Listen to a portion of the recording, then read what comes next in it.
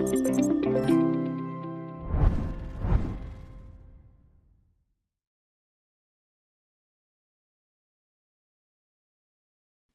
and welcome to this lesson on enlargement of shape. By the time you finish this video, you will be able to understand what an enlargement is and how the scale factor affects the size of a shape. Describe enlargements fully using the scale factor and center of enlargement. And apply step-by-step methods to enlarge shapes from a given center. Let's get started. Enlargement is a transformation that changes the size of a shape, but keeps its shape exactly the same. Every side is multiplied by something called a scale factor from a fixed point known as the center of enlargement. If the scale factor is greater than 1, the shape grows. If between 0 and 1, the shape shrinks. And here's the key idea. The bigger the scale factor, the further the image moves away from the center. The smaller it is, the closer it stays. Here's the steps in enlarging shapes. First, pick a vertex on the original shape. Next, find its movement from the center of enlargement. This means counting how far it is horizontally and vertically.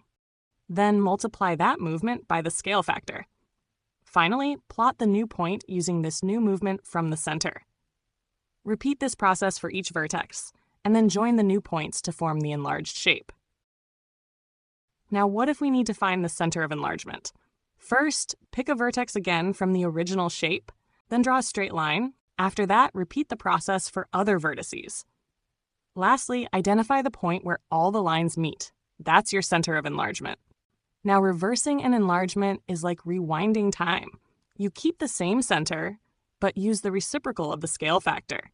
So if the scale factor was 3, the reverse is 1/3.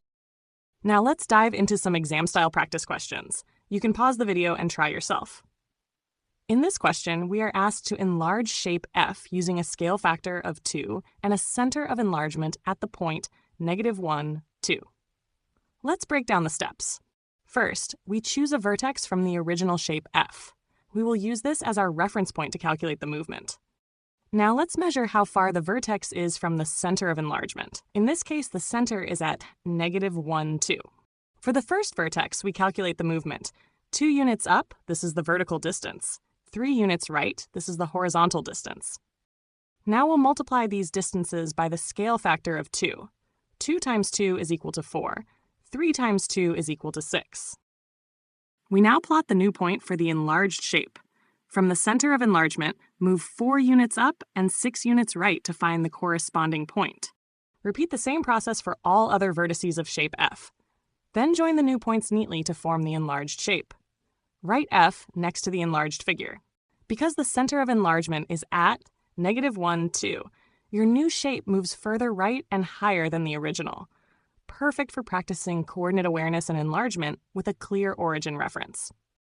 Let's move on to another question. You can pause the video and try yourself.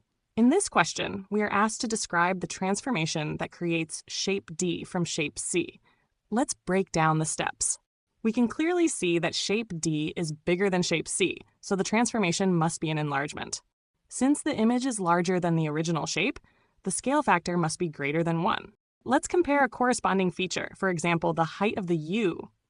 Height of the original U equals 2 squares, height of the enlarged U equals 4 squares.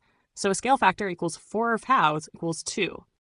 Next is finding the center of enlargement.